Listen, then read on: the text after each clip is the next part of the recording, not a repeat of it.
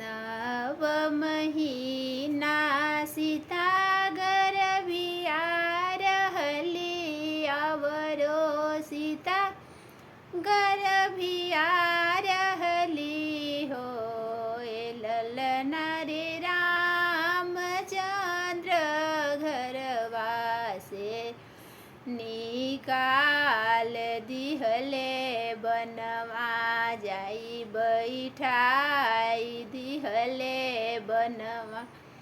जाई बैठाई दिहले बनवा बैठले सीता रोवेली अवरो सीता छछनेली हो ललना रे के मोरा मैया बहिनी बनत आगे पाछे बैठत आगे पाछे बैठत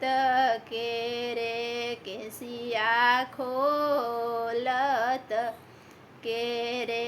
कमर जातत बन में से निकले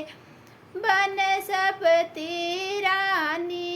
अवरो बनस्पति रानी हो ए ललना रे हम तोहर मैया बहिनी बनब हमहि कमर जात हमहि केसिया खोलब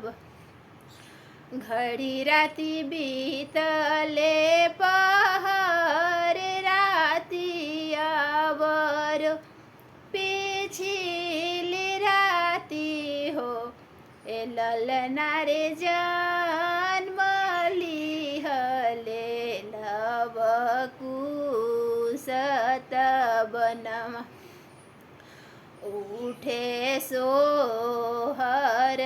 बनवा उठे सोहर बनवा बैठले सीता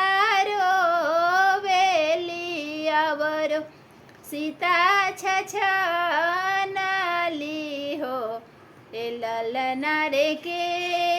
मोरा नौआ हजमा बनत लोचनिया पहुँचावत लोचनिया पहुँचावत बन में से निकली बनस्पति रानी अवरो बनस्पति रानी हो ए ललना रे हम तोहर नौआ हजमा बनब लोचनिया पहुँचाएब खबरिया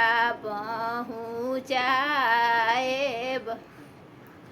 पहिला लोचनिया राजा दशरथ दूसरा कौशल्या माता हो ए ललना रे